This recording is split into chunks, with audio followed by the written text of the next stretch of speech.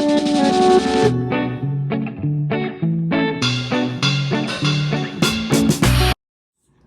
everyone and welcome back to Art Historian. This is our second video covering Rococo art, and in the last video I know that I said we would be covering two different artists with one painting, and that was just a typo on my part. We're going to be covering two paintings by one artist. So these two paintings are both by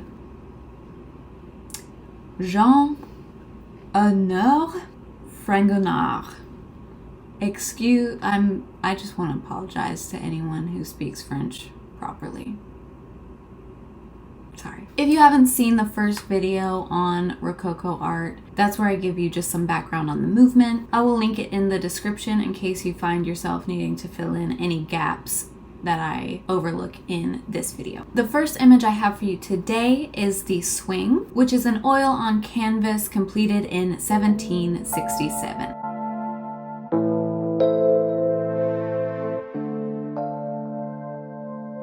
If you have seen any Rococo paintings at all, you've probably seen this one. It is the quintessential Rococo painting.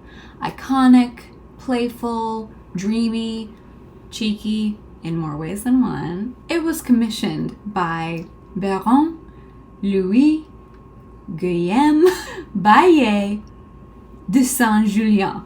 I'm trying.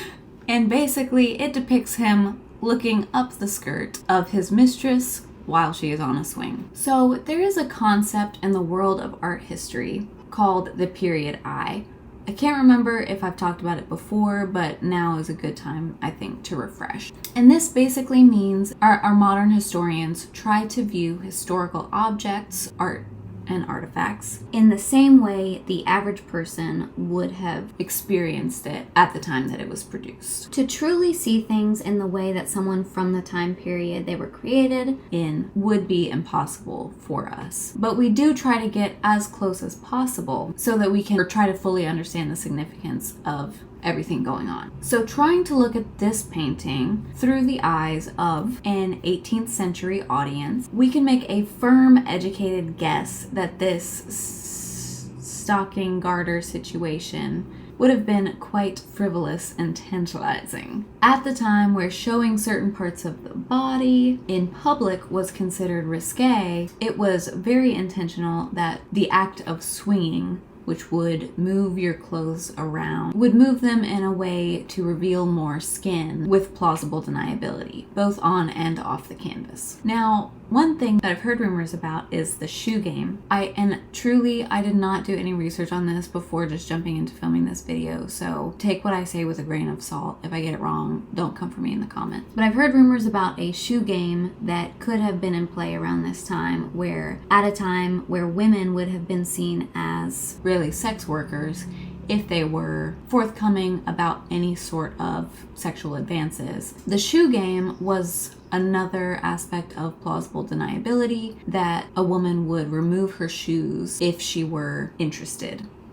So that could be another aspect of what's going on here with her shoes flying off. We also see the statues in this painting giving us kind of a nod to what's going on. And it's all just this very playful, kind of naughty scene. The fact that this kind of overtly sensual painting takes place in Marie Antoinette's France may not be surprising. But if you know about what else was happening in France around this time, you can guess that this style and content came off as frivolous, insincere, and just generally out of touch, understandably. And as I said before, this is ultimately the reason that Rococo painting fell out of style. This piece currently lives in the Wallace collection in London, United Kingdom. And with that, we will be moving on to our next painting by the same artist, whose name I will not put you through repeating. And this one is called The Meeting.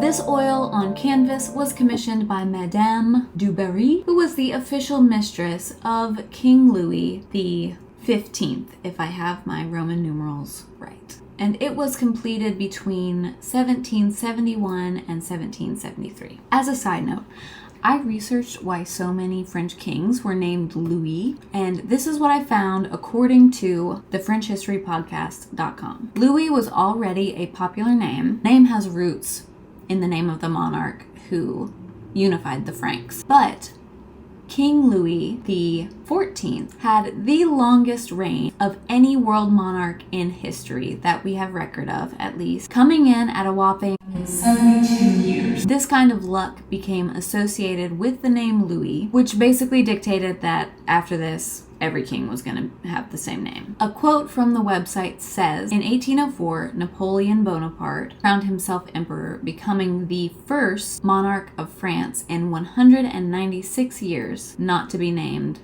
Louis. So before I knew these two pieces were by the same painter, I knew I wanted to cover this one because it stood out to me as being different from a lot of other Rococo paintings. I find that the vertical movement in the center from this statue feels much less natural, and by that I mean from the natural world, than many other Rococos that move in this kind of more flowy, almost diagonal way. The red color and even this more stark white of her dress stand out to me as well because of the more pastel kind of blues and pinks that we often associate with Rococo. So I tried to look for reasons why this one would be stylistically different from previous paintings of the era. From what I found, it looks like it's just because the art world had already kind of started to move into a more neoclassics style by the time this one was created.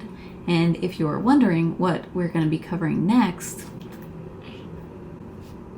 I feel like this is a really good example of the art that we look at not exactly fitting into the parameters of one specific style. We've grouped trends into these boxes like Renaissance, Baroque, Rococo, in order to better describe the way these trends have shifted throughout the years and kind of signal what sets them apart from one another. But it's not like at 1775 everyone just dropped Rococo and started moving into neoclassics. In the same way we see fashion trends change over the years. If we look back at 2016, we can see a huge difference in the way we dress, but nobody in 2018 just sold all of their clothes and bought a whole new wardrobe. We just start kind of using the things that we have in a different way, and that's exactly what painters have done over the years. And we so often find these evidences of this gradual shift into the next dominant style within our Western world. We saw it with the painting that we covered last week that was more at the beginning of the Rococo movement, and we can draw similarities to Baroque that, say, the swing does not have. So the story behind this one, after my tangent, is that Madame du Barry commissioned this for her pleasure palace. I will let you draw whatever conclusions you might as to what went on in the pleasure palace. This was the first in a series of many paintings depicting the stages of love, much like Watteau's embarkation to Cythera, which we looked at last week. While Watteau took us through the stages of love in one painting, Madame du Barry wanted this to be many paintings, but this is just one of those. And with that, we have come full circle. This piece is currently on display in the Frick collection in New York City and has been since 1915. Now, this unit of art history was only 2 videos, which is much shorter than our other 2 units, as I'm sure you've noticed. And like I've said, it's just because Rococo just doesn't seem to have the same personal artist stories that I've been able to find previously, particularly with our Baroque era. This is something I would like to continue researching to see if I can find any of those kind of weird things to share with you. But as I've said, again, some of my most exciting research finds have come from suggestions by viewers or friends that I didn't know a lot about. So if you have a lead on some Rococo gossip, please leave me a comment and I will hunt down the full story. Otherwise, thank you so much for watching, and I will see you next time.